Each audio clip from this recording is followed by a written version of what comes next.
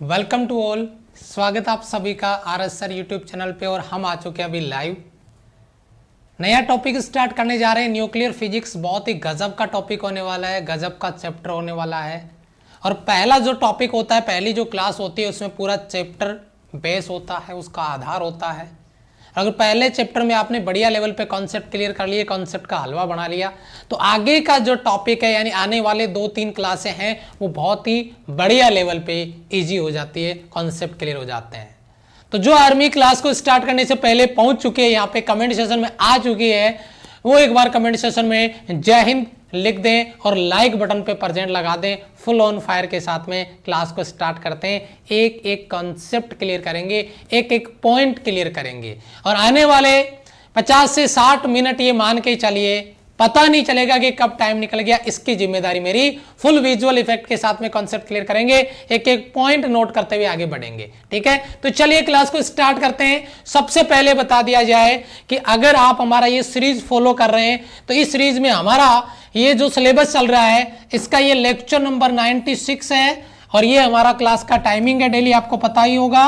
और आज का टॉपिक है हमारा न्यूक्लियर फिजिक्स पार्ट 1, यानी न्यूक्लियर फिजिक्स का पहला पार्ट हम आज स्टार्ट करने जा रहे हैं। नया टॉपिक स्टार्ट करेंगे और बहुत ही इंटरेस्टिंग होने वाला है, गजब का टॉपिक होने वाला है। ये हमारी टीम आरएस सर जो प्रॉमिस आपसे किया था उसको पूरा करने के लिए लगी हुई है। दिन रात, ना संडे ना मंडे, लगातार चल रहे हैं और लगातार आपको कॉन्सेप्ट प्रोवाइड करवा रहे हैं, ताकि हमारा जो मिशन है वो मिशन आपका भी हो और आपका जो मिशन है वो आपके पेरेंट्स का भी हो। क्योंकि टीम आरएस सर का सपना हर घर से हो, वॉरियर अपना।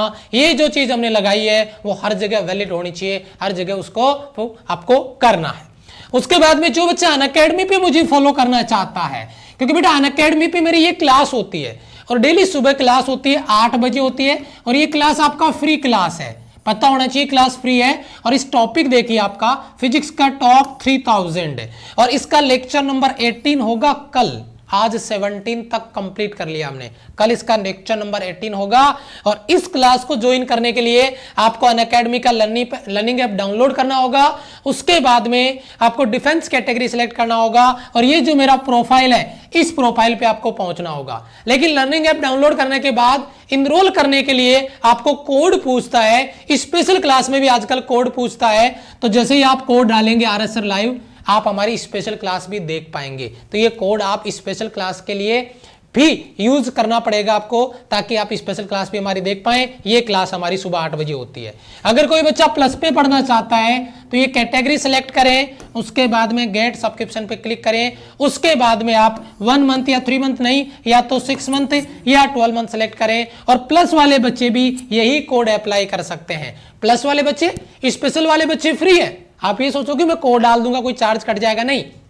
स्पेशल के लिए भी यही कोड है और प्लस के लिए भी यही कोड है। इससे आपको 10% ऑफ हो जाएगा और बाकी सारे सब्जेक्ट भी इसी प्राइस रेंज में आपको देखने को मिलेंगे। यही प्राइस रेंज रहेगा जिसमें आप बाकी सारे सब्जेक्ट भी क्लियर कर सकते हैं, अलग से कोई चार्ज पे आपको नहीं करना।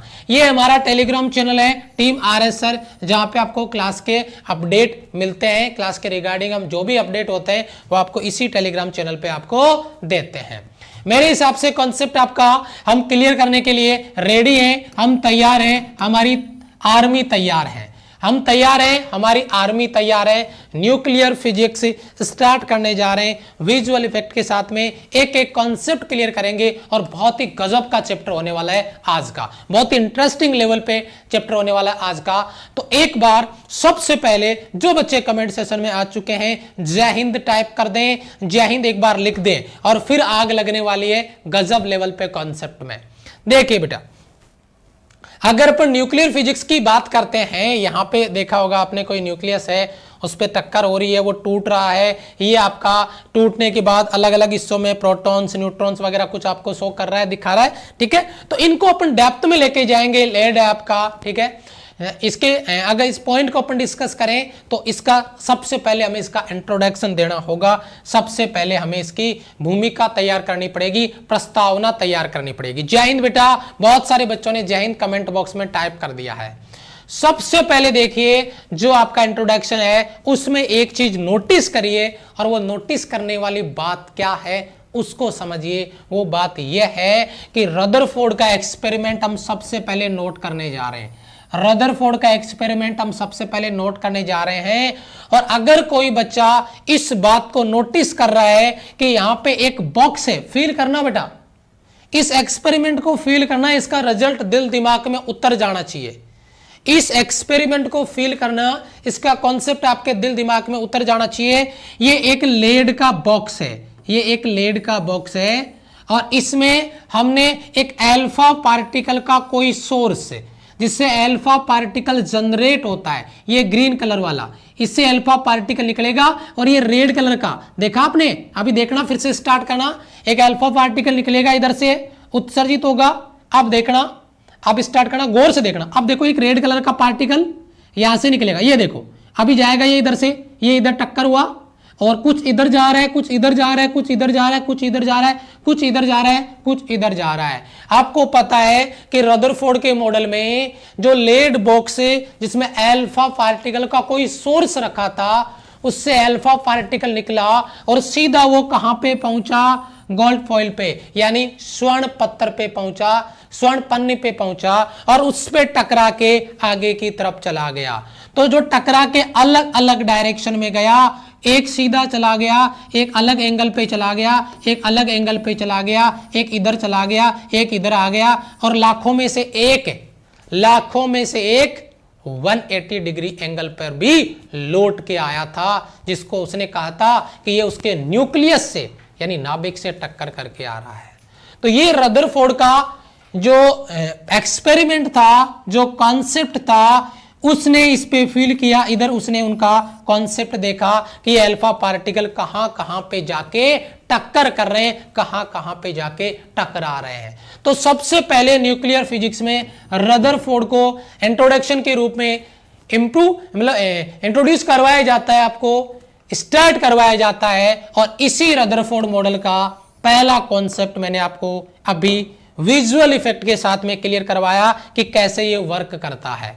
अब यहां पे एक चीज हमने बताई, उसका रिजल्ट क्या था जो आपको अपने नोट्स में डालना है, जहां से कोई सवाल बनाया जा सकता है, वो बात नोट करें। जो रदरफोर्ड ने एक्सपेरिमेंट किया उसमें गोल्ड फॉइल लिया, सामने की ओर स्वर्ण पत्थर लिया, स्वर्ण पन्नी लिया और उस पे किसकी बौछार करवाई, उस पे किसकी टक्कर करवाई। कमेंट में आप बैक टू बैक कमेंट होना, मतलब जो कमेंट है उसमें बैक टू बैक आप हमें रिप्लाई करें जब सवाल करूं तो।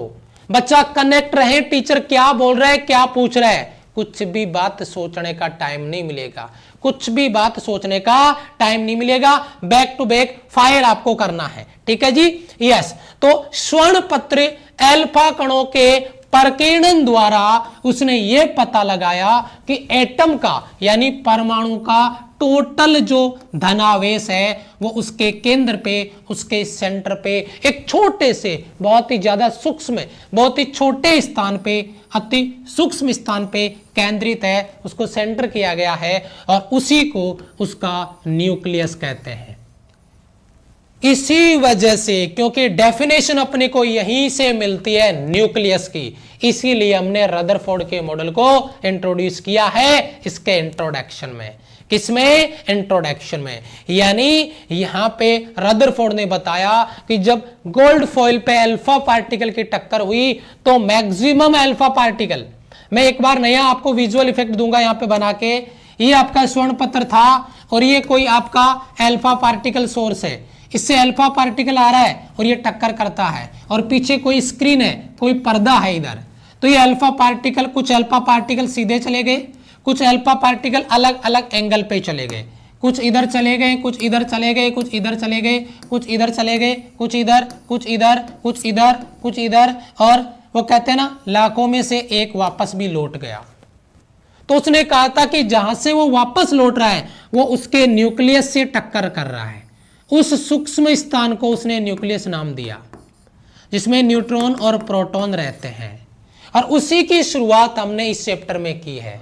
इंट्रोडक्शन आपको दिया है वह है न्यूट्रॉन और प्रोटॉन, और उसी सूक्ष्म स्थान का नाम है न्यूक्लियस यानी नाभिक।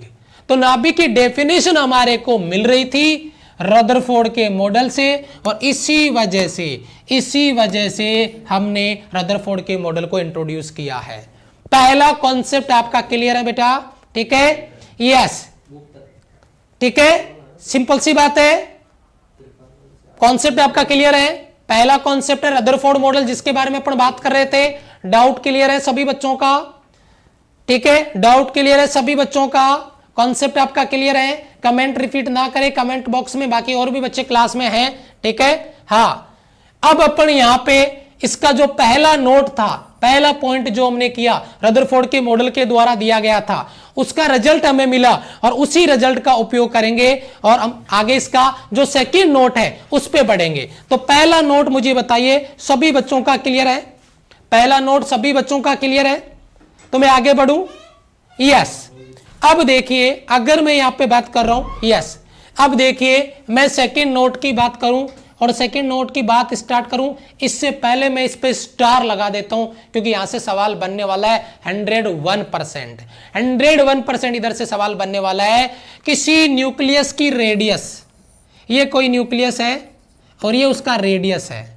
किसी न्यूक्लियस की जो रेडियस है, यानी उसकी जो त्रिज्या है, उसको अपन कैपिटल आर के रूप में लिख रहे हैं, उस न्यूक्लियस की जो रेडियस है आर डायरेक्ट प्रोपोर्शनली है। यानी एक को मैं बेटा मास नंबर से लिख रहा हूं। अगर बच्चा कंफ्यूज हो जाए तो मैं पहले बता देता हूं, ए यहां पे मास नंबर है, यानी इस न्यूक्लियस का जो रेडियस है आर, वो इस न्यूक्लियस के मास नंबर के क्यूब रूट के प्रोपोर्शनली है, यानी आर डायरेक्ट प्रोपोर्शनली ए की पावर 1/3। और अगर मैं इधर प्रोपोर्शनली साइन हटाता हूं तो मैं इधर एक कांस्टेंट रखूंगा बच्चा। बहुत इंपॉर्टेंट फॉर्मूला लिखने जा रहा हूं, आर बराबर आर नोट ए की पावर 1/3। मैं एक बार बात करूंगा, अभी प्रैक्टिस भी कराऊंगा। मैं आपको इंट्रोड्यूस करवा देता हूं इसके क्वेश्चन से, मैं क्वेश्चन भी प्रैक्टिस कराऊंगा। मैं एग्जाम्पल भी लेके आया हूं आज क्लास के साथ साथ में। बीच बीच में क्वेश्चन भी होंगे, बीच बीच में क्वेश्चन भी होंगे, प्रैक्टिस भी होगी और क्वेश्चन भी आपके क्लियर होंगे, डाउट भी क्लियर होंगे। तो कॉन्सेप्ट पे पूरा फोकस करके रखना, तभी आप उस कॉन्सेप्ट को उस एग्जाम्पल में इंप्लीमेंट कर पाओगे, उसको क्लियर कर पाओगे। बहुत सारे एग्जाम्पल लेके आया हूं मैं। तो ये चीज है जो बहुत ज्यादा इंपॉर्टेंट है, किसी भी न्यूक्लियस की रेडियस उसके मास नंबर के डायरेक्ट प्रोपोर्शनली है क्यूब रूट के। अब बहुत सारे बच्चों के ये डाउट है कि ये मास नंबर क्या चीज है, ये समझ नहीं आ रहा। यानी बहुत सारे मेरे जैसे भोले बच्चे हैं, उनको ये समझ नहीं आ रहा कि ये मास नंबर क्या है। यानी मैं ये कहूं कि ये मास नंबर क्या है तो बच्चा कंफ्यूज हो जाता है। मैं कहूंगा मास नंबर का मतलब है आपका proton plus neutron. Proton plus neutron का अगर टोटल कर दिया जाए तो उसे मास नंबर कह देंगे, उसे ए, द्रव्यमान संख्या के रूप में रिप्रेजेंट करते हैं। हिंदी में इसको द्रव्यमान संख्या बोलते हैं, इंग्लिश में मास नंबर। तो ए बराबर प्रोटॉन प्लस न्यूट्रॉन। जो सवाल मैं आपसे करूं वो सवाल आप कमेंट बॉक्स में जरूर रिप्लाई करें, एक एक पॉइंट क्लियर होगा। लेकिन ये दोनों लाइन अगर क्लियर है तो मैं इसमें एक नए प्राणी से इंट्रोड्यूस किया है मैंने आपसे, और वो नया प्राणी क्या है, वो है आपका एक कांस्टेंट, एक नियतांक। और उसी कांस्टेंट, उसी नियतांक को मैं एक नए कलर से लिख देता हूं ताकि आप उसको फील करो। आप कमेंट बॉक्स में लिख सकते हैं आर नोट।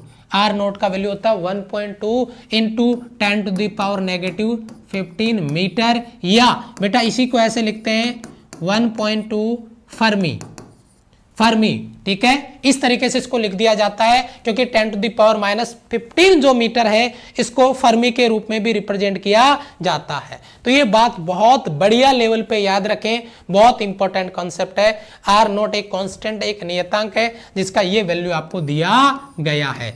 1.2 फर्मी भी बोल दिया जाता है कांस्टेंट को। जब न्यूमेरिकल सॉल्व करेंगे तो इसको यूज कर लेंगे। बताइए जरा, क्लियर है बेटा? यस, बताइए जरा, क्लियर है? डाउट क्लियर है बेटा? डाउट क्लियर है? यस। अब आप मुझे एक चीज और बताओ, अगर इसी में मैं नोट पॉइंट की बात करूं, स्पेशल पॉइंट की बात करूं, तो एक स्पेशल पॉइंट में स्टार बना के, नोट बना के डाल देता हूं। और वो स्पेशल पॉइंट नोट बना के मैं क्या डालने जा रहा हूं, जरा गौर फरमाइएगा बेटा। इस न्यूक्लियस का वॉल्यूम यानी आयतन, अगर मैं वॉल्यूम की बात करूं, अगर मैं आयतन की बात करूं, आयतन वॉल्यूम क्या होता है? आयतन इसका होता है, वॉल्यूम होता है बेटा, किसी भी स्फीयर का वॉल्यूम क्या होगा, 4/3 पाई आर क्यूब। तो 4/3 pi r cube, 4/3 pi r cube. आपको फॉर्मूला क्लियर है? V बराबर 4/3 पाई आर क्यूब क्लियर है? बहुत ही अच्छा सवाल बनेगा। अब आपने ये सवाल क्यों बनाया है, मैं इस सवाल के बारे में बात करता हूं।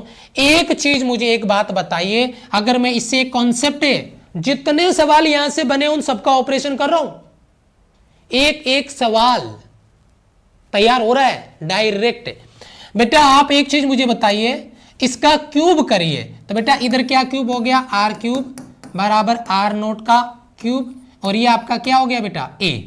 अब यहां से आप मुझे बताइए, अगर क्यूब करने के बाद में ए आ गया तो आपको यहां पे आर क्यूब है, तो ये 4/3 पाई कांस्टेंट है, तो इस आर क्यूब के रूप में ये आर नोट तो कांस्टेंट है ऑलरेडी, ठीक है, यानी ये भी तो लिख सकते हैं R cube direct proportional A, बात तो एक ही है। तो इस आर क्यूब की जगह में क्या ए लिख सकता हूं क्या, और इस 4/3 पाई को कांस्टेंट में प्रोपोर्शनली में डाल दूं। अगर मैं ये लाइन लिख रहा हूं तो किसी बच्चे को ऐतराज नहीं होना चाहिए, और यहां से होगा धमाका, और बहुत तगड़े लेवल वाला धमाका, डायरेक्ट क्वेश्चन। और ये सवाल मैंने आपको प्रैक्टिस करवाया है, शायद प्लस पे करवाया होगा, अगर स्पेशल में नहीं हुआ तो। यहां से डायरेक्ट क्वेश्चन बोलता है वॉल्यूम वी डायरेक्ट प्रोपोर्शनली है आपके मास नंबर के। और ये रिलेशन क्रिएट मैंने कैसे किया है, ये है टॉप लेवल का धमाका क्वेश्चन। टोटल जहर सवाल बनेगा जब इधर से सवाल लिंक होगा, और आपने अगर इस सवाल को फील किया कि यार गजब का कॉन्सेप्ट बन गया, गजब का रिलेशन बन गया, कमेंट में एक बार एग्री कर दें, क्लियर लिख दें, जहर लिख दें, ठीक है। ये रिलेशन जो मैंने इंट्रोड्यूस किया है ना, वो टॉप लेवल का जहर सवाल बनेगा। इधर से आएगा कोई भी बच्चा कर लेगा, इधर से आएगा कोई बच्चा कर लेगा, लेकिन इनको लिंक करना वॉल्यूम के साथ, ये बनता है इसका टोटल जहर, और वो आपके सामने है।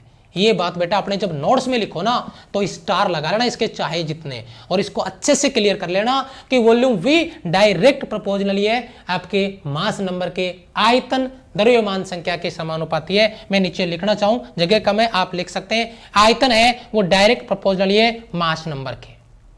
क्लियर है बेटा, हलवा हो गया सर, एग्री सर, जहर सर, क्या बात है, बहुत बढ़िया, शाबाश। चलो अब थोड़ा सा आगे बढ़ते हैं। ये पॉइंट, ये नोट पॉइंट आपका 2 क्लियर है सभी बच्चों का, नोट पॉइंट 2 क्लियर है। चलो जी, चलो फिर एक जहर गोलते हैं, एक कॉन्सेप्ट आपका क्लियर करवाते हैं एग्जाम्पल की फॉर्म में, एक कॉन्सेप्ट आपका क्लियर करवाते हैं एग्जाम्पल की फॉर्म में, क्योंकि न्यूक्लियर फिजिक्स बहुत गजब लेवल पे होने वाला है आपका तैयार, और बहुत ही बढ़िया लेवल पे होगा, बहुत ही अच्छे लेवल पे होगा, बहुत ही बढ़िया लेवल पे होगा, बहुत ही अच्छे लेवल पे होगा, शाबाश। न्यूक्लियर फिजिक्स बहुत बढ़िया लेवल पे तैयार होने वाला है, शाबाश।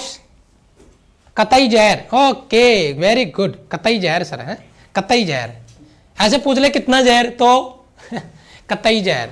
सवाल देखो फटाफट से इसका आंसर करो, जल्दी से इसका आंसर करो बेटा। और इस सवाल का जिस लेवल पे मेकअप किया गया है भाई, मैं कहूंगा, क्योंकि ये तो नाम ही काफी है, अगर आर सर ये लिख दे तो ये तो नाम ही काफी है, ठीक है। हाँ, जहर की पावर थर्ड यानी क्यूब, अभी पूछूंगा मैं कैसे, आप इसका आंसर मुझे कमेंट करें। हाँ, लपेट दिए गए बढ़िया लेवल पे बच्चा। अभी ये कॉन्सेप्ट क्यों क्लियर करवाया है, इनको लिंक करके ऐसा सवाल एग्जाम में आएगा, ये चीज मैंने आपको क्लियर करवाई है, ये चीज मैंने आपको क्लियर करवाई है बहुत ही अच्छे लेवल पे, बताइए, ठीक है। यस, आगे लगा, बंद ही कर दो ना, वैसे बंद कर दो। हाँ देखिए, समझ नहीं आया, यस ये समझ में आया, फिर ये काहे नहीं आया है, ये तो तू मेरे से पढ़ लेना, और जब पेपर में ये सवाल आया तो बच्चा बोल देना सर ने नहीं पढ़ाया था, हो जाएगा काम, क्यों। यस, ओके, चलो देखो बेटा, कोई बच्चा ए, कोई बच्चा बी, कोई बच्चा सी, बढ़िया सवाल है, सवाल को फील करते हैं बेटा। ये एल्यूमिनियम दिया है 13, एल्यूमिनियम 27, 52, अभी ये आपका पता नहीं किसका सिंबल है, इतना केमिस्ट्री मुझे नहीं आ रहा। 51 टाइट आपका क्या है, टाइटेनियम पता नहीं क्या है, नहीं पता इसका, टाइटेनियम है क्या है नहीं पता इसका। के नाभिकों की, मेरे दिमाग में नहीं है, स्लिप हो गया, आप बता रहे अगर पता हो तो, नाभिकों की त्रिज्याओं का अनुपात लगभग होगा, त्रिज्याओं का अनुपात, अरे क्या मजाक चल रहा है, मतलब अभी अपन कर रहे थे कि आर डायरेक्ट प्रोपोर्शनली ए की पावर 1/3। बच्चा कमेंट कितनी आसानी से कर देता है, इतनी देर से क्लास में है, ये चीज पता है, बस इतना आसान लिख देता है, सर समझ नहीं आया, पूरी दुनिया ही खत्म, टेंशन खत्म। आर डायरेक्ट प्रोपोर्शनली ए, ये क्या है इसका, ये ए, ये क्या है इसका ए, यानी मास नंबर। आपको किसका रेशियो चाहिए? आपको तो रेडियस का रेशियो चाहिए। खत्म हो गया पूरा का पूरा। चलो आर एल्यूमिनियम निकाल लेते हैं, फिर आर आपका हो गया टीई के लिए हो गया, तो बेटा इसके लिए मास नंबर का क्यूब रूट 27 का क्यूब रूट एल्यूमिनियम के लिए, बहुत बढ़िया। फिर 125 का क्यूब रूट, चलो जी बहुत बढ़िया। 27 का हो गया सर जी 3, 125 का हो गया 5। लेकिन सर जी इतने खतरनाक लेवल पे मैकअप कि ये तो ऑप्शन में ही नहीं है, यही था इसका जहर। इसीलिए मैंने इसकी पावर 3 लगाई थी, क्योंकि एक स्टेप आगे सोचना पड़ेगा तुम्हारे को, क्योंकि इसको हमने अनुपात को डबल करके लिखा है, 3 का अनुपात 6, 5 का 10, ताकि बच्चा ढूंढता ही रहे और नन ऑफ दीज अगर ऑप्शन में आए तो वह लगा दें, और वो बहुत बड़ी भारी गलती होगी। इस तरीके का जहर सवाल न्यूक्लियर फिजिक्स का एग्जाम में आया है, आएगा। अब आप लपेट लो, आपकी मर्जी, और आप खुद लपेट जाओ, वो भी आपकी मर्जी, क्योंकि मैंने मेरा काम कर दिया है, कॉन्सेप्ट के साथ कर दिया है और न्यूमेरिकल के साथ कर दिया है। अगर फिर भी आपके बस की बात नहीं है तो भाई गोल के नहीं पिलाया जाएगा किसी भी बच्चे को, ठीक है जी, यस ओके। आगे बढ़े, चलो जी नेक्स्ट क्वेश्चन। एक क्वेश्चन और मैंने आपको इधर डाल दिया है, एक क्वेश्चन और डाल दिया। अच्छे अच्छे क्वेश्चन है प्रैक्टिस के लिए, अभी कॉन्सेप्ट क्लियर हुआ, इसका प्रैक्टिस डाल दिया है। 30 जिंक 64 आपका दिया है, न्यूक्लियस का रेडियस, और वो भी किसमें आए हुए, फर्मी में लगभग होगा, फर्मी में लगभग होगा। क्या बात है, मजा आ गया। मतलब दोनों फॉर्मूलों का निचोड़ निकाल दिया सर। यस, यही तो मैं चाहता हूं, यही तो मैं चाहता हूं कि दोनों फॉर्मूलों का निचोड़ आ जाए, यही तो मैं चाहता हूं, दोनों फॉर्मूलों का निचोड़ आ जाए। शाबाश, बहुत अच्छे, शाबाश शाबाश शाबाश, जल्दी करो। और अगर कैलकुलेशन नहीं कर पाओ तो फिर अपने आप पे शर्म आएगी बहुत बड़ी, बहुत ज्यादा। शाबाश, वेरी गुड, बहुत अच्छे।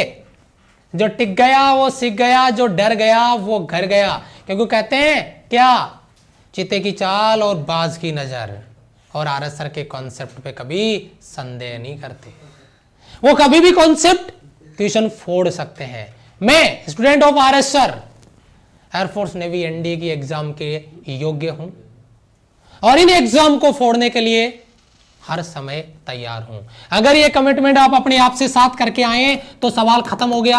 r बराबर r नोट a की पावर 1/3। आपको पता है r निकालना है, रेडियस निकालनी, r नोट का वैल्यू अभी अभी याद करवा के आया हूं, फर्मी में याद करवाया था तो फर्मी में लिखूंगा -15। अच्छा ए, ये क्या बताया था मैंने अभी आपको, मास नंबर कितना है 64, इसका क्या करना है, क्यूब रूट करना है। तो 1.2 इंटू बेटा 64 का क्यूब रूट कितना होगा 4, और ये 10 टू द पावर माइनस का 15, तो ये बेटा हो गया भारी चौक 48, 4.8 गुणा 10 की घात माइनस का 15। इसको फर्मी बोल दो तो 4.8 फर्मी आपका हो जाएगा। फर्मी में आंसर पूछा था तो हमें केवल मतलब 4.8 से है। Option D will be right answer, option D will be right answer. बहुत बढ़िया टॉपिक आपका, गजब लेवल पे आपको कॉन्सेप्ट क्लियर करना होता है, लेकिन वो कहते हैं ना, जिसको सीखना होता है वही बच्चा सीखता है, बाकी हर किसी बच्चे को घोल के नहीं पिलाया जा सकता। जिसको जुनून जगह है सीखने का वो बच्चा सीख सकता है। एक रिलेशन मैंने लिखा है सर, ये रिलेशन तो हम ऑलरेडी क्लियर कर चुके हैं, बस अगर आप क्लियर कर चुके हैं तो खत्म हो गया, हम आगे चलेंगे। मैं पूरा कॉन्सेप्ट रिपीट कर देता हूं। आर डायरेक्ट प्रोपोर्शनली ए की पावर 1/3 थी बेटा, थी या नहीं? अगर मैं इसका क्यूब रूट करता हूं, सॉरी इसका क्यूब करता हूं तो ये हो जाएगा बेटा आर क्यूब डायरेक्ट प्रोपोर्शनली ए। और यहीं से मैंने बोला था कि V, तीसरा पॉइंट, V डायरेक्ट प्रोपोर्शनली ए है बेटा। नंबर 1 जहर सवाल, नंबर 2 जहर सवाल, और ये इन तीनों का टॉप लेवल का जहर। तीसरा सवाल, वॉल्यूम V डायरेक्ट प्रोपोर्शनली है मास नंबर के, यानी द्रव्यमान संख्या के। तो ये इसी का उल्टा करके इधर तीसरा नोट डाल दिया है। मुझे अलग से बताने की जरूरत नहीं पड़नी चाहिए, डाउट क्लियर हो जाना चाहिए, ठीक है? ऐसा कॉन्सेप्ट नहीं मिलेगा कि कहीं पे। बेटा जिस बच्चे को ये बात समझ में आ गई ना, उस बच्चे का काम हो जाएगा। बाकी इधर उधर मुंह मारते रहेंगे, अपना टाइम बर्बाद करते रहेंगे। कहां पर भी पढ़ो, जहां पर भी पढ़ो बेटा, अपने कॉन्सेप्ट क्लियर करो अच्छे लेवल पे। तीसरा नोट अगर क्लियर है तो मैं आगे बढ़ूंगा। पहला, दूसरा और तीसरा घोल दो अपने दिमाग में, इसको टोटल स्कैन कर दो, इसको आगे बढ़ता हूं। चौथा कॉन्सेप्ट आपका जो मैं ऑलरेडी आपको बता चुका हूं, मैं ऑलरेडी क्लियर कर चुका हूं। अगर आपको यकीन नहीं होता है तो मैं एक नई दुनिया में लेके चलता हूं और सब कुछ उधर से बता के आता हूं। बेटा देखो मैं लिखता हूं किसी भी न्यूक्लियस को, किसी भी नाभिक को ZXA, क्या लिख दिया बेटा मैंने ZXA। इसमें जो Z है, मैं पूरी बात रिपीट कर देता हूं फिर मैं आपको उस दुनिया में लेके चलता हूं। जो Z है वो एटॉमिक नंबर है, यानी प्रोटॉन है, यानी एटॉमिक नंबर है और नंबर ऑफ प्रोटॉन्स के बराबर होता है, पहली बात। दूसरी बात, ये जो आपका मास नंबर होता है ये प्रोटॉन प्लस न्यूट्रॉन होता है, मानते हो इस बात को? ये प्रोटॉन प्लस न्यूट्रॉन होता है।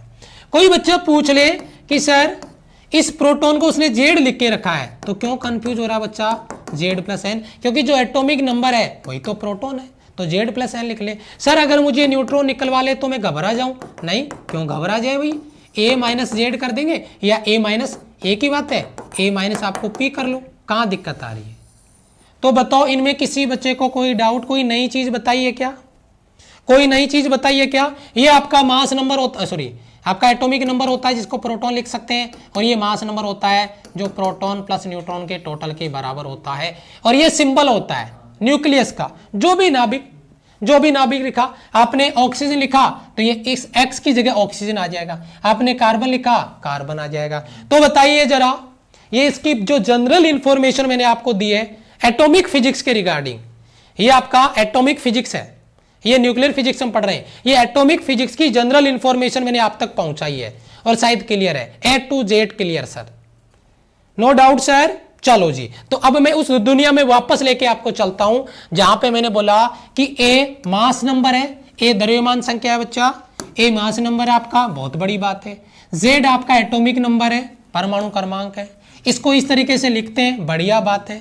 जिसमें न्यूट्रॉन निकालना है, ए माइनस जेड अभी बताया, मास नंबर निकालना है P प्लस एन, या मैं कह सकता हूं Z प्लस एन, एक ही बात है। तो बताओ कोई नई बात बताइए क्या? मैंने इसमें क्लियर करवा दिया मैंने ऑलरेडी आपको, जब नई दुनिया में जाके वापस आए थे सब क्लियर करके आए, सब क्लियर करके आए,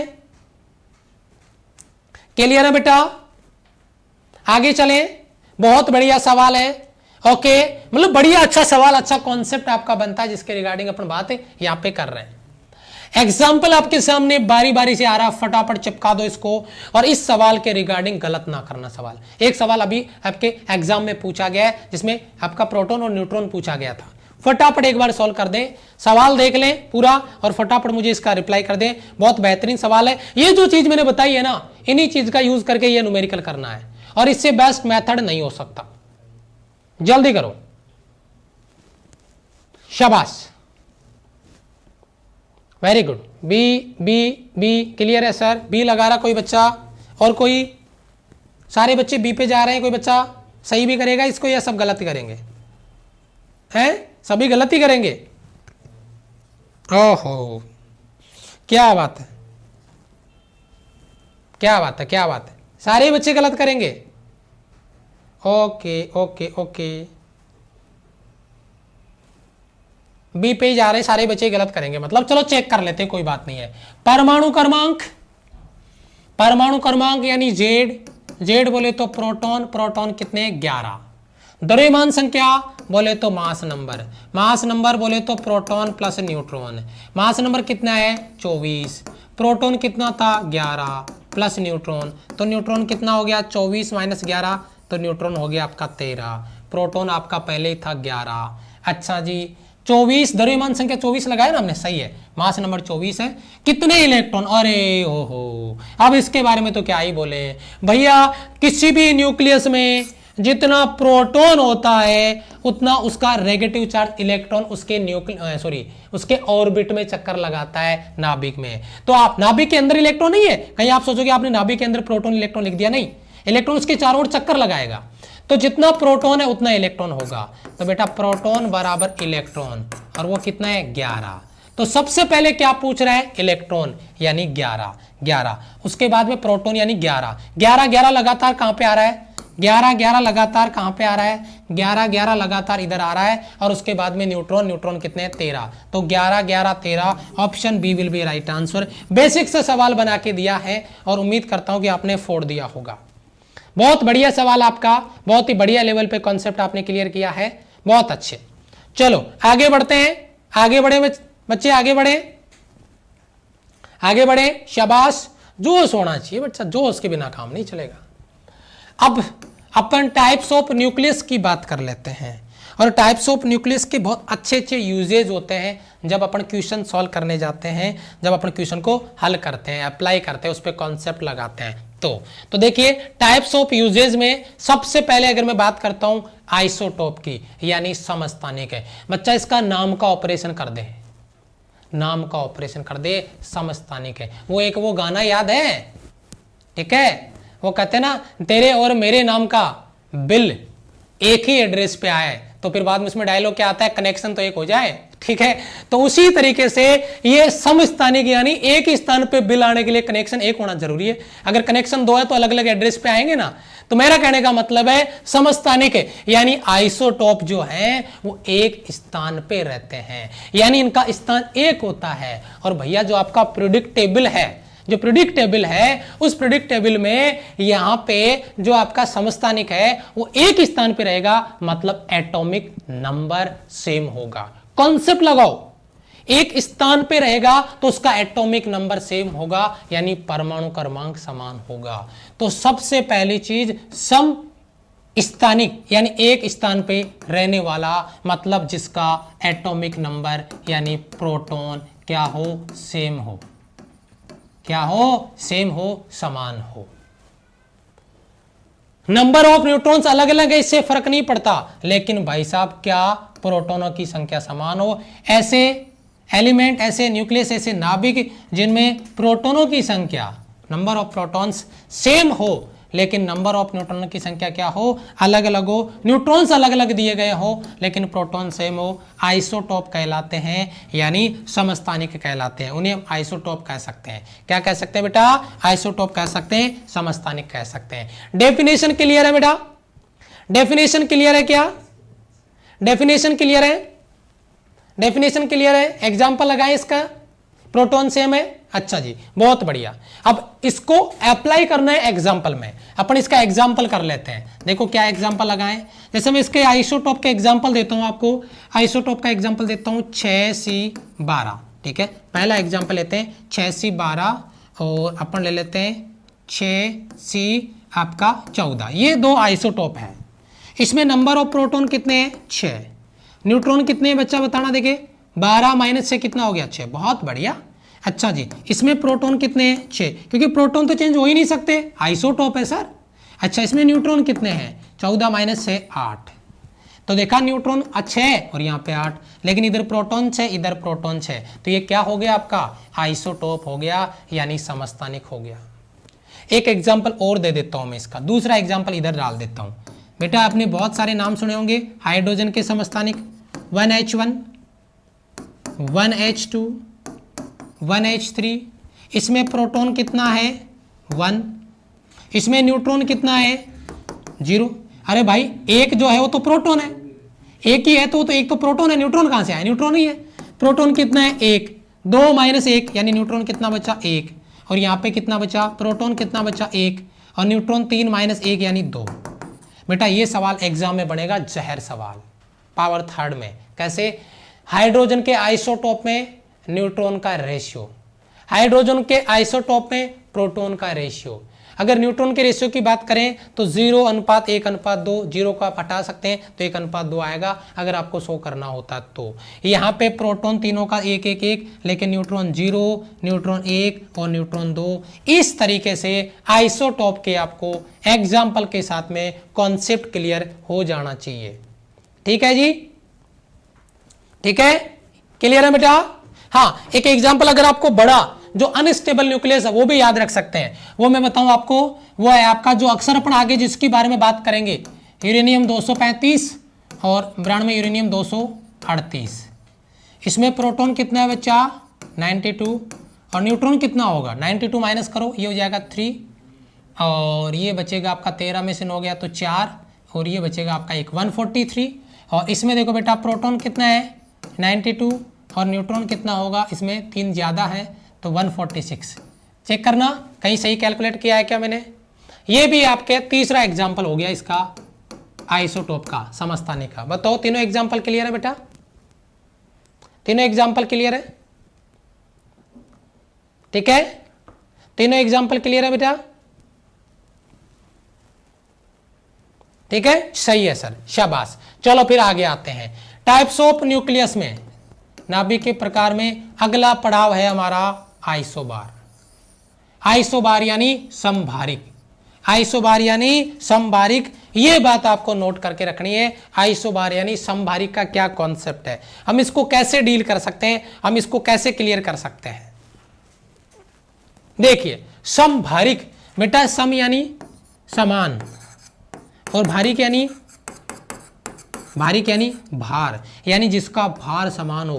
भार बोले तो मास नंबर यानी ए सेम हो, मास नंबर यानी ए सेम हो। अगर ए सेम आता है, मास नंबर सेम होता है, तो उसके प्रोटॉन और न्यूट्रॉन से डिफरेंट हो सकते हैं। देखिए डेफिनेशन देखिए, ऐसे एलिमेंट जिनके न्यूक्लियस में द्रव्यमान संख्याएं समान हो, मास नंबर सेम हो, एक कांस्टेंट हो, सेम हो, परमाणु क्रमांक डिफरेंट हो, यानी Z अलग अलग हो, तो उसे हम आइसोबैरिक कह सकते हैं, यानी समभारिक नाभिक कह सकते हैं। वह समभारिक नाभिक कहलाते हैं। हम एग्जाम्पल के साथ में इसको क्लियर करेंगे, बहुत अच्छा एग्जाम्पल बनता है इसका। अगर आपको याद आ रहा है, ये कॉन्सेप्ट क्लियर है और इसका अगर एग्जाम्पल आपको याद आ रहा है, तो आप कमेंट में एग्जाम्पल इसका छाप सकते हैं।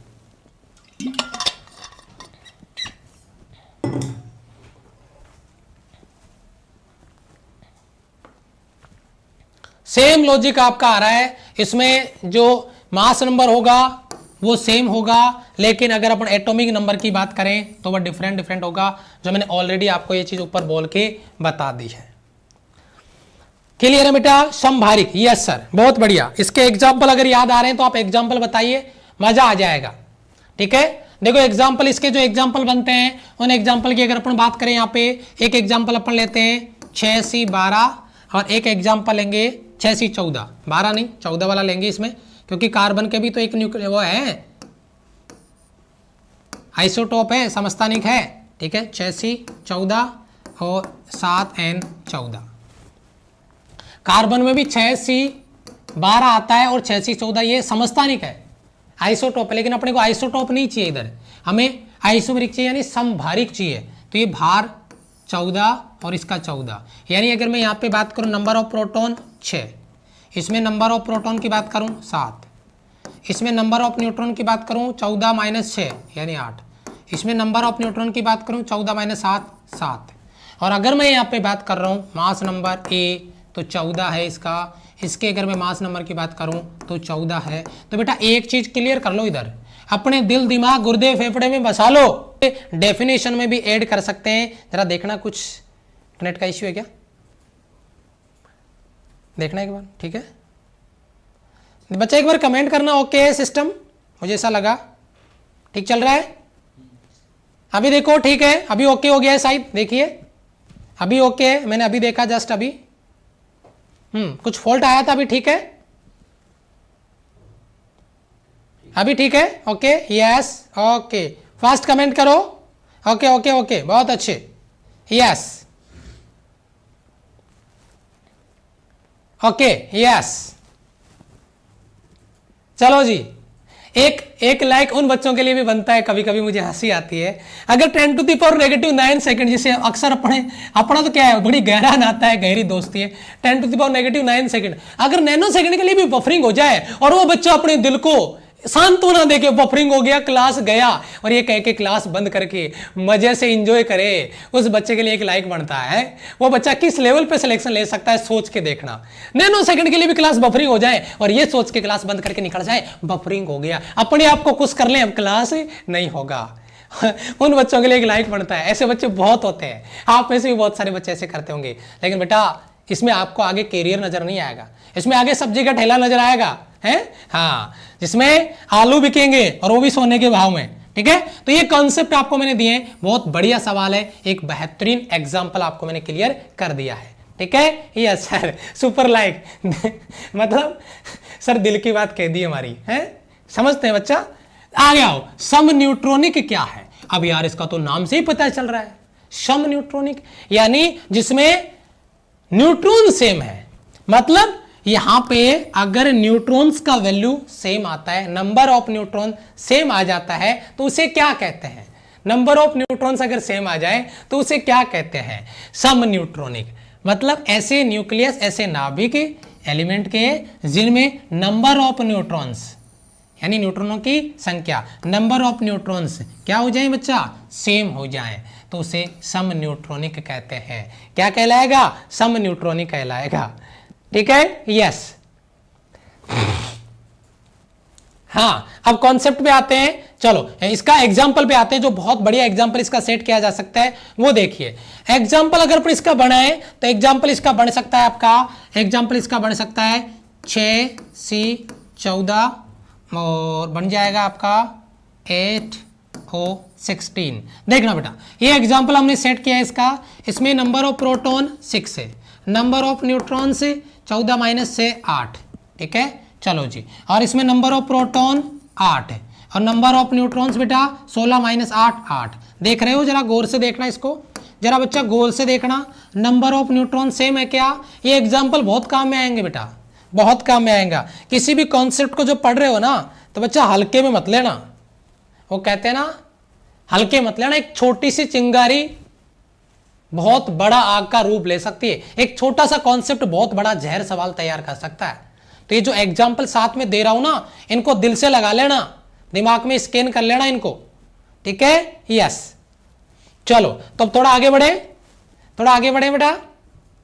यस, ओके, हाँ, ओके। अब देखो आगे, आगे बढ़ते हैं। थोड़ा सा आगे आता है इसके कुछ इंपॉर्टेंट कॉन्सेप्ट अकॉर्डिंग अपन बात करें न्यूट्रॉन्स की, यानी न्यूट्रॉन के रिगार्डिंग कुछ नोट पॉइंट है।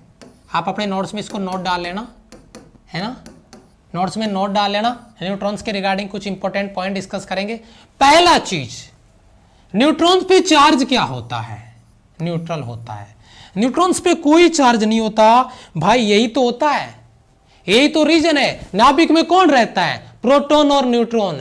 अरे प्रोटॉन में इतना हलचल है, इलेक्ट्रॉन को बांध के रखता है नाभिक से। अरे न्यूट्रॉन कहता है जाए भाड़ में, मुझे क्यों चाहिए, मैं तो क्या हूं, मुझे तो मोह माया से मतलब ही नहीं है। इसको मोह माया से कोई मतलब नहीं है क्योंकि इसको चार्ज नहीं चाहिए। ठीक है, ये देखो, यानी निरावेशित होने की बात हो रही है, उदासीन होने की बात हो रही है। इसके न्यूट्रॉन्स के पास कोई चार्ज नहीं होता। मैं अगर डाउट हो तो इधर लिख देता हूं बेटा, प्रोटॉन के लिए पॉजिटिव, अगर बात करें इलेक्ट्रॉन के लिए तो वह नेगेटिव, और अगर बात करेंगे न्यूट्रॉन के लिए तो वह न्यूट्रल होगा, उदासीन होगा। तो मैं उसको थोड़ी देर के लिए 0 लिख देता हूं। ठीक है, वैसे 0 कोई चार्ज नहीं होता, अपन न्यूट्रल मान के चल रहे हैं, उसे उदासीन मान के चल रहे हैं। विद्युत एवं चुंबकीय क्षेत्र में विक्षेपित नहीं होता। विद्युत और चुंबकीय क्षेत्र में विक्षेपित नहीं होता। जब मोह माया नहीं है तो रिश्वत डालने का कोई मुद्दा ही नहीं आता। अरे किसको ललचा रहे हो? जिसको पैसे का लालच है ही नहीं, जिसको इस मोह माया से मतलब नहीं है, तुम उसको इलेक्ट्रिक और मैग्नेटिक फील्ड लगा के उसका ध्यान भटकाना चाहते हो, हैं? जिसको चिड़िया की आंख दिख रही है, वो एक कहता है मुझे तो चिड़िया का कॉर्निया दिखता है ना, मैं तो उसी को हिट करूंगा, यानी मेरा तो लक्ष्य मुझे साफ साफ दिख रहा है, मुझे तो फोड़ना है। वो बच्चा अपना टारगेट सामने देखता है और टारगेट को हिट करता है, तो वह विक्षेपित नहीं होगा। वो इधर क्या है, इधर पबजी आए, इधर कोई दूसरा सब्जी आए, कोई सब्जी आए, कोई मतलब नहीं है उसको मतलब अपने टारगेट से कोई मतलब नहीं है, कोई हिला ही नहीं सकता। उसके दोस्त वो फोन करेंगे, मैसेज करेंगे, उसको अपनी क्लास पे मतलब है, क्लास पे ध्यान देना है। तो ये हो गया, वह विक्षेपित नहीं होगा इलेक्ट्रिक और मैग्नेटिक फील्ड से। इलेक्ट्रिक और मैग्नेटिक फील्ड से उसमें कोई डिफ्लेक्शन नहीं होगा। बहुत इंपॉर्टेंट सवाल है, बहुत अच्छा सवाल है। ठीक है, यस। एक बच्चा कमेंट कर रहा है, मैं उस बच्चे का नाम भी ले लेता हूँ, दिल खुश हो गया पढ़ के। क्या शिवम यादव कह रहा है कि सर आपकी टीम जो कंटेंट देती है, जो कॉन्सेप्ट देती है, वो कहीं पे नहीं मिलता, यानी ना ऑफलाइन में ना ऑनलाइन में, पेड क्लासों में भी नहीं मिलता है। अरे भाई बहुत आग लगती है जब बाकी लोग ये कमेंट पढ़ते हैं आपके। और वो कहते हैं ना, आग चिंगारी से लगती है, और वो चिंगारी हम ही यहाँ पे जलाए बैठे हैं। चलो जी आगे बढ़ते हैं। अगला पॉइंट आपका, न्यूट्रॉन गैसों का आयनीकरण नहीं करता। और फिर से बात वही आ रही है, अरे मतलब ही नहीं है दुनियादारी से यार, कौन सा गैस, कौन सा आयनीकरण, आयनाइजेशन क्यों करेगा? ये चार्ज ही नहीं है, हैं? अब कोई मुझे कहे कि मार्केट से ये ले आना वो ले आना, मैं कहूं भाई साहब पैसे ही नहीं है, कहां से ले आए, तो मेरे पास चार्ज ही नहीं है, तो मैं आयनन करूंगा किसका। तो ये क्या करता है, गैसों का आयनीकरण नहीं करता, इसमें आयनाइजेशन नहीं होता, गैसों का आयनीकरण ये बिल्कुल भी नहीं करता। अगला पॉइंट आता है नोट पॉइंट। ये कौन सा था बच्चा, पहला नोट, ये आपका दूसरा नोट और ये आपका तीसरा नोट। लेकिन है बड़ा बदमाश, छोटा पैकेट बड़ा धमाका करता है, ध्यान देना है।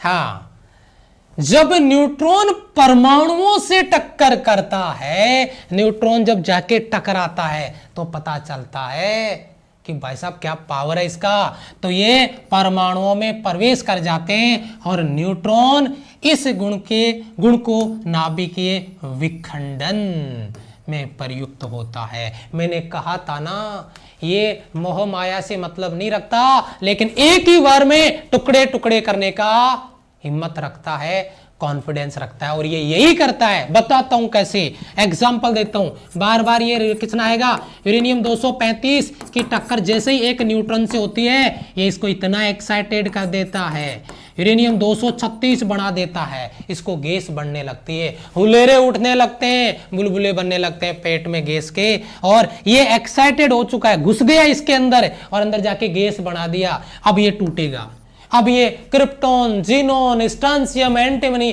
जिसमें मर्जी आए उसमें टूटे, लेकिन तोड़ के छोड़ेगा। ये एंटीमनी, जीनोन, स्ट्रांसियम है ना, क्रिप्टॉन, इनमें टूटेगा, जिन भी नाभिक में टूटे, लेकिन ये अब टूट जाएगा।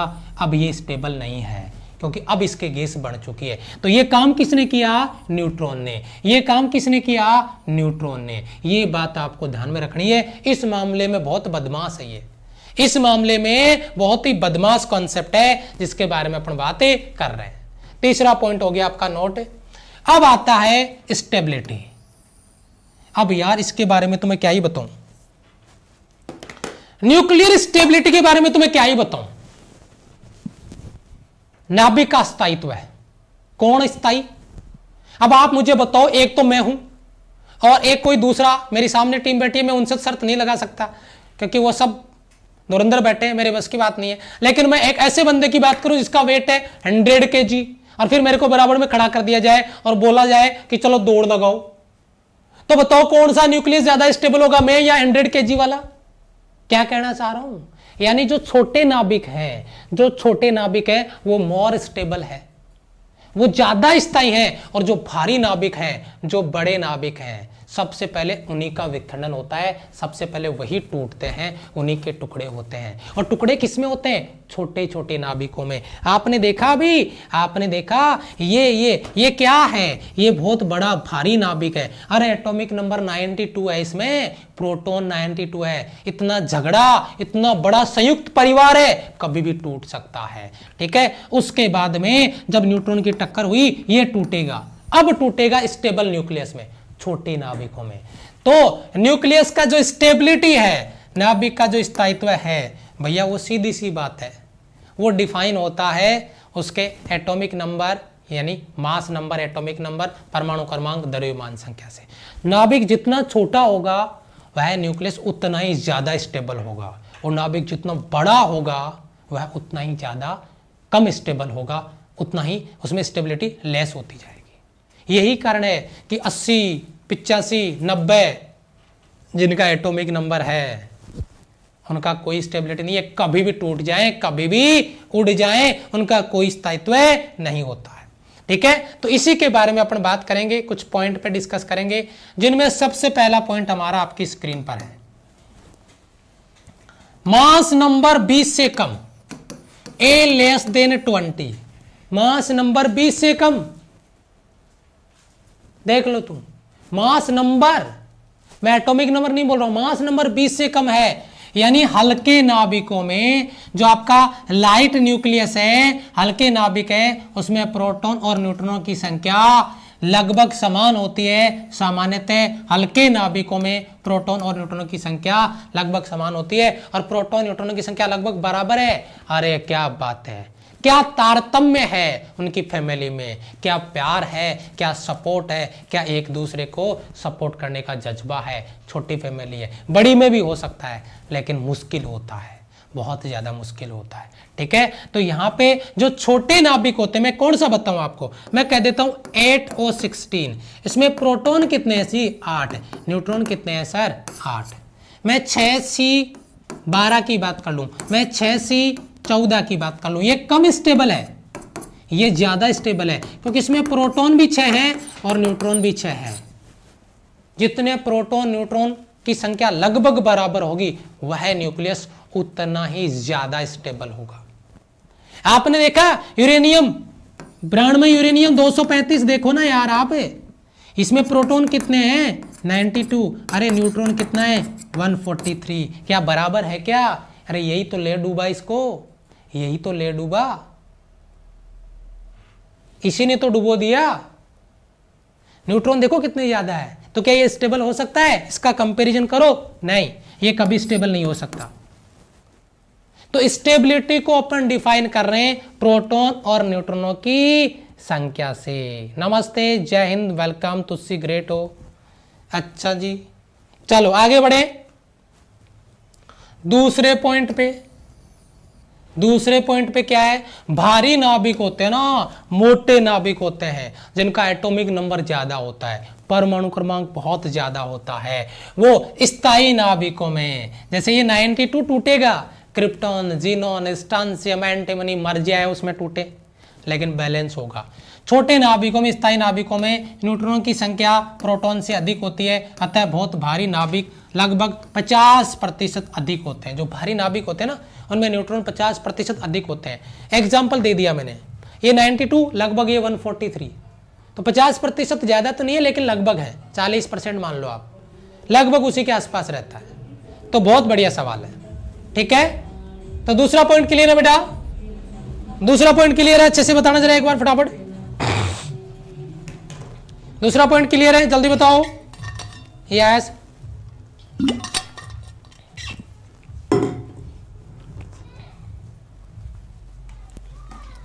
ठीक है, यस सर, शाबाश शाबाश शाबाश,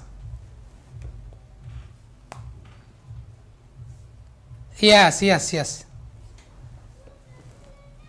ओके। चलो आगे बढ़ते हैं, दूसरा पॉइंट हो गया। तीसरा पॉइंट, अधिकांश स्थायी नाभिक जो मैक्सिमम स्टेबल न्यूक्लियस होते हैं, उसमें प्रोटॉन और उसमें न्यूट्रॉन्स की सम संख्या लगभग सम संख्या में होती है। ये भाई रेयर केस है कि प्रोटॉन न्यूट्रॉन की संख्या सम संख्या में आए, लेकिन मैक्सिमम चांस में ये होता है, मैक्सिमम में, सब में नहीं, कुछ अपवाद भी होते हैं, लेकिन मैक्सिमम में प्रोटॉन न्यूट्रॉन की संख्या लगभग समान होती है। सर्वाधिक स्थायी नाभिकों के एग्जाम्पल है बेटा, सबसे ज्यादा स्थायी नाभिक का एग्जाम्पल मैंने याद करवा के रखा है, जिसकी बाइंडिंग एनर्जी लगभग 8 मेगा इलेक्ट्रॉन वोल्ट के आसपास है। याद है 26Fe56 से, भूल गए, बदमाश कहेंगे। 26Fe56 से, ये आपका जिसकी जो आपका बाइंडिंग एनर्जी है वो लगभग 8 मेगा इलेक्ट्रॉन वोल्ट के आसपास है। भूल गए क्या? याद करवा रखा है मैंने पहले से। यस, हाँ, ओके। चलो, और भाई जिनकी प्रोटॉन और न्यूट्रॉन की संख्या समान है, वो तो ऑलरेडी स्टेबल है, वो तो ऑलरेडी स्थायी है, वो तो ऑलरेडी स्टेबल है, ऑलरेडी स्थायी है। जैसे 2He4, इसमें प्रोटॉन 2, न्यूट्रॉन भी 2। अगर मैं कहूं 8O16, इसमें प्रोटॉन भी 8 है और न्यूट्रॉन भी 8, तो ये भी स्टेबल है, ये भी स्टेबल है, ये भी स्टेबल है। सबसे ज्यादा स्टेबल इसी को माना जाता है। बताओ किसी बच्चे का कोई डाउट? चलो जी, अब भाई एक सवाल मैंने आपके लिए लगाया आपकी स्क्रीन पे, एक सवाल आपके लिए आपकी स्क्रीन पे लगा दिया है, देखिए जरा, एक सवाल आपके लिए आपकी स्क्रीन पे लगा दिया है। इस सवाल का आंसर मुझे आंसर कमेंट बॉक्स में चाहिए। मैं देखता हूं कितने बच्चे काम चोरी करते हैं और कितने बच्चे रियल में अगर एक सवाल भी होमवर्क के लिए दिया जाए उसको भी चुन चुन के फोड़ने के लिए तैयार हैं। तो अभी मैं क्लास को सेव करता हूं, बच्चे का कमेंट मुझे कमेंट बॉक्स में नजर आए, इसका आंसर, राइट आंसर क्या है। आज की क्लास अगर आपने एंजॉय किया तो कमेंट सेक्शन में जरूर बताइएगा, और जो बच्चे नए आए हैं वो चैनल को सब्सक्राइब करो, बेल आइकन प्रेस करो। इसी तरीके से जहर की पावर थर्ड, और जब RS सर बोल दें कि जहर तो फिर तो कहना ही क्या है। ठीक है, thank you so much, love you all, bye bye, जय हिंद, जय हिंद बेटा। क्लास सेव होने के बाद कमेंट करें बेटा। मेरे बाद में मुकेश सर की क्लास है, मुकेश सर के बाद में संजय सर की क्लास है, और वो कहते हैं ना टीम आरएस सर का सपना हर घर से हो वॉरियर अपना। मतलब पूरे यूट्यूब पे आग लगी पड़ी है कि भाई चाहते क्या हो, भाई वही चाहते हैं, टीम आरएस सर का सपना हर घर से हो वॉरियर अपना, उसी के लिए लगे हुए हैं और आग लगी पड़ी है, लगाए रखेंगे। वो कहते हैं ना आग लगनी चाहिए, तेरे सीने में सही, मेरे सीने में सही, मेरे सीने में ना सही, तेरे सीने में सही, लेकिन आग हो, आग लगनी चाहिए। Thank you so much, bye bye, जय हिंद।